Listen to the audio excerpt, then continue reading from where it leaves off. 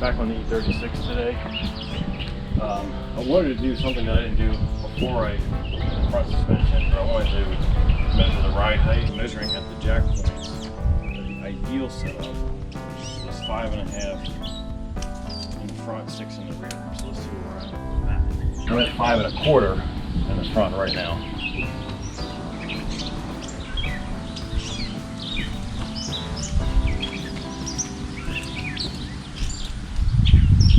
I'm at 7.25 in the rear. This is stock ride height. 2 inches higher here than at that jack point. That's pretty significant. Aim for about a half-inch difference, half-inch higher in the back. Right. Logically, it's going to be more back here, all the way at this point, than between those 2 points. In the coupes, and I imagine the sedan as well, if you fold the, I have this side taken apart. If you fold the rear seats down, you should just be able to kind of pull the carpet from the trunk back.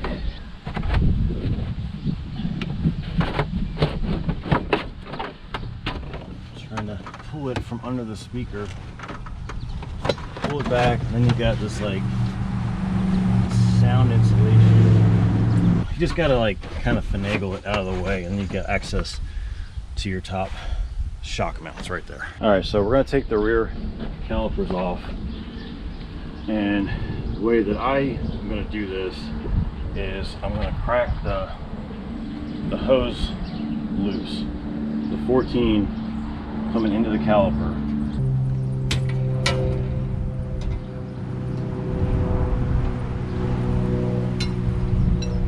Got them cracked loose on both sides. I'm going to go ahead and push the brake pedal down.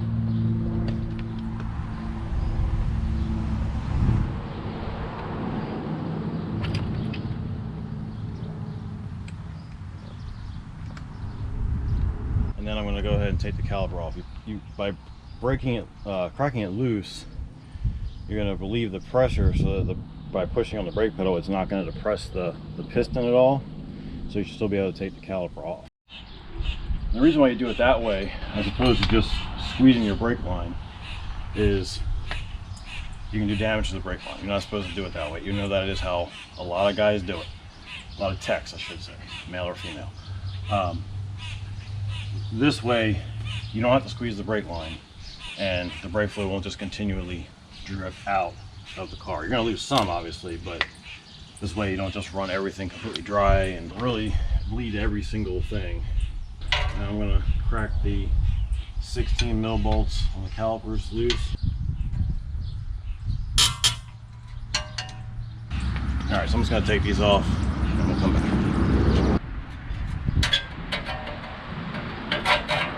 Pull that off and just unscrew it. That hose. If you don't want to have to take the hose off on the other side, it's the easiest way to do it. See, we're not dripping fluid out. And before you take the rotor off, you want to make sure your e-brake is not running, which is not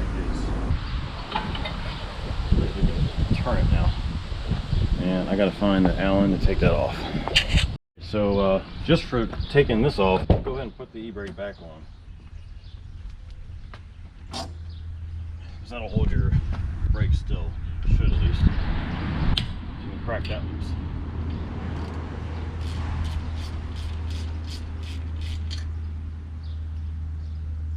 Go to the other side. Those are 6 mil, by the way. E-brake is now off. And nice. Comes right off. Alright, so now we're going to do the comparison over the stock brakes versus the upgraded brakes. The diameter is actually really close. The biggest difference is the fact that these are vented and much thicker. Alright, for starters, I noticed that on the parts car, the e-brake was non-existent. So, at first glance, it doesn't seem like there's going to be a problem with it. Roughly 6 3/8 inches diameter, and that will be a hair smaller. So we'll have to see how that works. Alright, let's do the overall diameter. Okay, so the overall diameter of the original is 11 inches. I think the exact same as the front. The front was 11 inches too. And actually this is smaller. This is only 10 7/8. The original rotor is actually an 1/8 of an inch larger in diameter, but thickness wise you've got 3/4 of an inch on the new versus about 3/8. Big difference on the rear thickness, not so much in the actual diameter. I'm going to bring our jack under it to support it.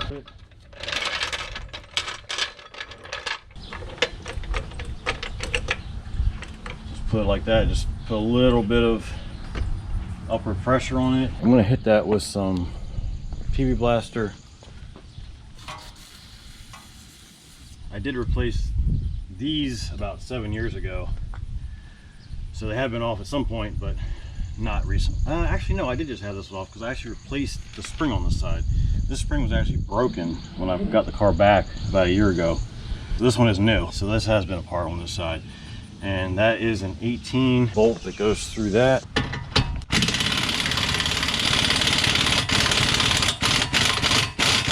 All right, now inside the trunk you have, I think it's 12 or 13. Yeah, 13 is the stock size.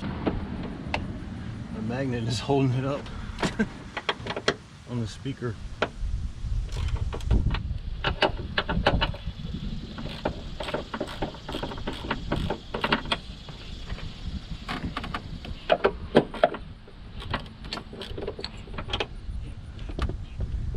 Load it up a little bit, you should just be able to. Nope, not quite. A little too rusty for that. Might be a better idea to do this first, as long as you have the support under the trailing arm, knuckle, whatever you want to call it. Because that way you don't have to hold up on this. Right now I'm just kind of holding up on this so it doesn't just fall right through. Not really sure why I didn't just do it that way, because now I got to hold this while I come over here. Yeah, I gotta just let it go. There it goes. Ah, shit. Damn. Anyway, there is a good shock, but a very destroyed bump stop. And I mean, the mount didn't make any noise. The mount actually still seems okay, but this bump stop is, I did not replace that. I remember that. It still says BMW on it. That's toast. That is that. Let this come down. So the stock spring doesn't come out as easily as the coilover spring does. May need some kind of leverage. And again, the sway bar is kind of keeping that up a little bit because the other side is at the same position, so I'm trying to push it down, kind of fighting against the sway bar. I know I've done this. Yeah. I got a scissor jack. Kind of put it in here where it's not interfering with the spring. Solid body right there.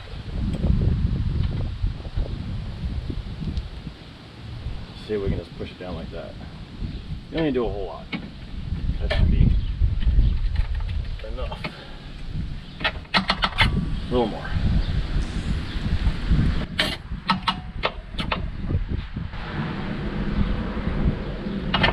There you go. Bring that out. And then I'm not sure if we reuse these guys. Probably do. Kind of stick them back up there for now. So that's the stock spring, stock suspension versus the coilover. Does not allow the suspension to come down by, you know, like 6 or 8 inches there. And you know, just the spring itself is you know, a much different height. Of course, you can adjust that. You could unscrew this all the way up to the end of this and get, you know, a couple more inches, which would bring it, you know, you could bring it back up to original ride height if you wanted to. So you do have, you know, just because you have coilovers doesn't mean that you got to have the car slammed to the ground. You can pretty much set them wherever you want. I'm going to just put everything on the way that it came and kind of go from there. He actually did not have these in on the parts car, he literally just had it sitting like that. So this in itself will give it another inch and a quarter of height, which might be pretty good. You might be all right with that. We'll have to see. This has gotten smashed on the other car. This little lip here.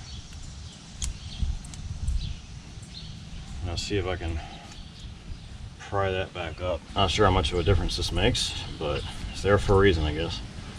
It would be some kind of a noise damper, I would imagine. Yeah, these things might be pretty well smashed. We got them on the right side.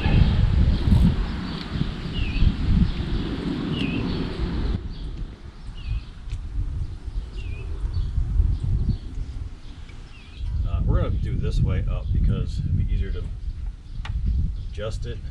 Put it on the top, obviously, and the numbers on it are facing that way.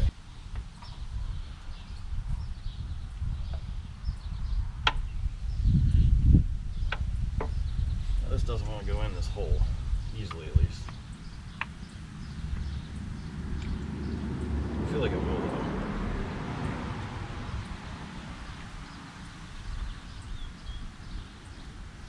I don't know, maybe not. That's really loose and sloppy. I don't want that. What about the bottom?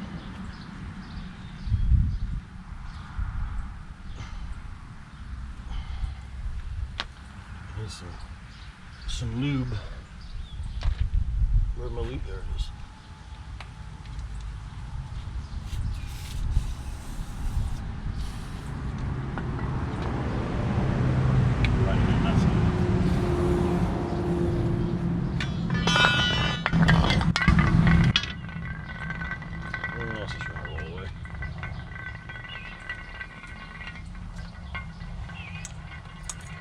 Yep, all the way over there under my other car. Yeah, it doesn't want to go in there. I guess it's not meant for it. Man, that's just why they have these little things. Yeah, I don't think so. Don't think we can use them.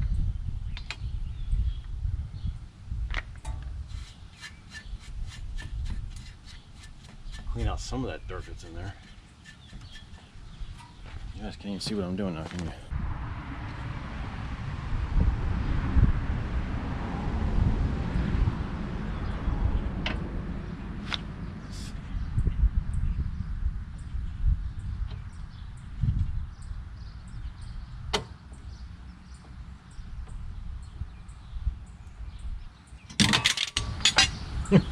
It's like barely even enough to hold it in. Put it all the way up now. So I guess now I can put these in. I gotta find my spray, my lube. Spray this bolt down a little bit. Help it to go in better. I'm gonna have my label facing backwards. Seems like that would be right. Do I have the right bolt? What is this? How do I have two of these over here? Maybe I just saved the one from the other car. I guess that must be it. Alright, so you can just get it up under there, jack it up, and then guide the top part back up in the holes.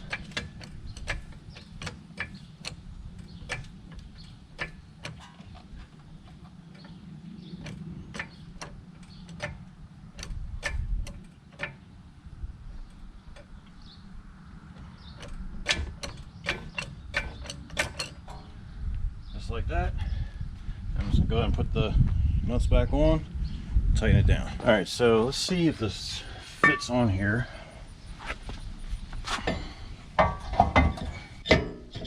Yep, I don't see any problem there. I'm gonna go ahead and machine all these rotors. I'll get a little clip of that too. You can machine cross-stroke rotors, as I've learned. We never do it at work because Toyotas don't ever have them, but you can do it. Now I'm gonna attempt that. But right now I'm just trying to get everything, on here. As you can see, clears the backing plate because it's actually slightly smaller diameter, of like 1/8 of an inch than the one that was on there. It's just thicker. And I think that there's probably enough adjustment in the parking brake shoes to make up for this being, I think it was like a 1/16 or 1/8 of an inch diameter larger.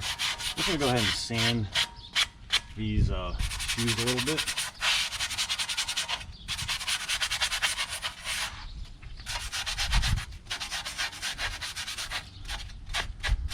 Just kind of little brake strokes while it's apart.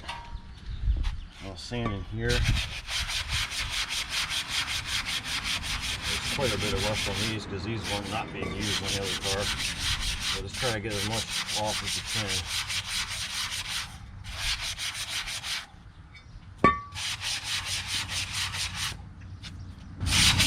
These got some pretty good sized grooves in them. So I may even see if I can machine in here. Although I don't want to make it too much bigger. Yeah, so the way you would adjust these is you would basically just take a screwdriver through the hole, and that's your star wheel right there. If you can see that, that would be the adjuster. So I'm probably going to do that before I put anything on. So let's see.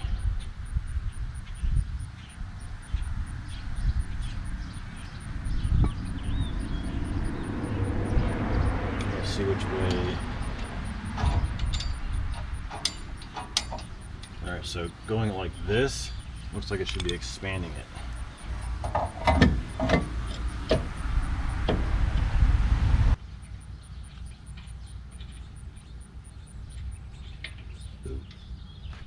It's just snug for now. I'm just gonna make it to where it's got. So right now, you can tell it's pretty loose.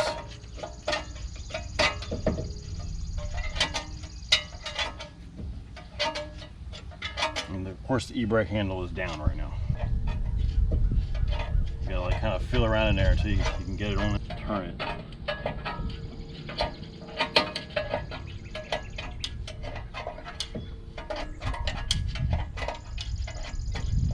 I think this was actually out of adjustment even on my other brakes. I never really felt like it was doing a whole lot, but the car's still an automatic, so usually doesn't matter that much. But once this thing has a stick, you kind of want your e-brake. That's why I don't even know the other car managed without any e-brake. I guess he just never got out of the car with it running. All right, we're getting there. So it's less movement like that. You can hear it dragging now.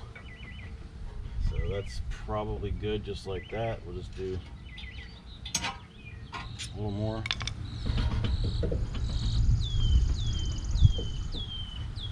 I think I want to call that good. So now we can put the caliper back on. We can lower this down.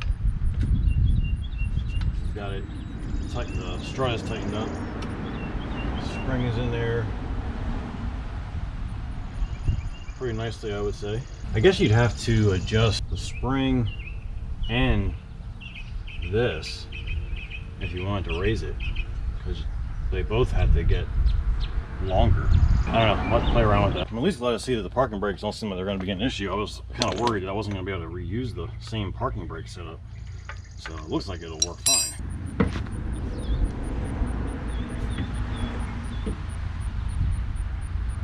Well, that's gotta go more than that, isn't it?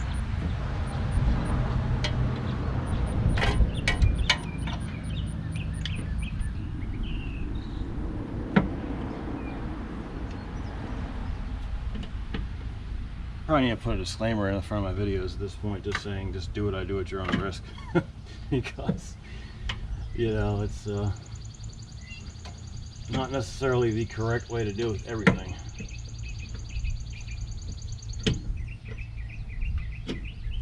Will it work? Yeah. But whenever you do, one thing I will definitely say is whenever you do put your brake hoses on, make sure they're not all like kinked over. Like, make sure that it's laying properly. I see a lot of times where, and also don't ever let your caliper hang by the brake hose, ever. A lot of times I'll see people, you think it would be obvious, but like this will be how they install it. It's like they take the caliper off to do a brake job, and they somehow swing it around to where this is happening. And guess what? It doesn't really work that well. You almost wouldn't think it would matter that much, but it does. It'll completely cause that caliper to not operate the way it's supposed to. So I think I'm gonna just go ahead and throw this up here, something like that. Give that hose a nice little snug down, and then throw these 2 bolts in, and then this side is done, at least for the initial install. And then we're going to go ahead and bleed all the brakes. Alright, got my brake bleeder set up here. All that is just a bottle that theoretically will replenish the reservoir as it goes down, but you can really just top it off by hand. And I'm starting with the farthest wheel from the master cylinder, which would be the right rear. So you just go right rear, right front, left front. So far I've gotten that much fluid out of the right rear. And you have to have this hooked to an air compressor. This is just going to pretty much run constantly. It's just pretty much with a constant air leak. Got that bleeder crack. I pumped the pedal a couple times before I open each one, just to kind of try to build a little bit of pressure. But it's a slow process, but if you're just bleeding it, you probably don't really have to do that much. But I was trying to flush some of the fluid out at the same time. I have not flushed the rear on this car yet at all, so trying to get, you know, a decent amount out of each rear wheel.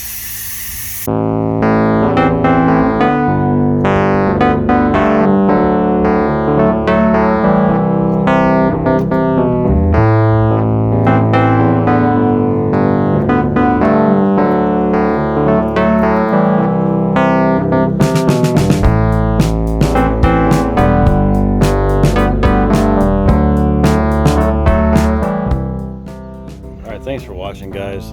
We got the front and rear brakes and coilovers installed. It's a little low for me. It's very bouncy in the back especially, and I'm going to probably bring that up a little bit. We'll do another video on how to adjust the coilovers. But for now, thanks for watching, and please subscribe if you haven't already. I'll see you in the next one.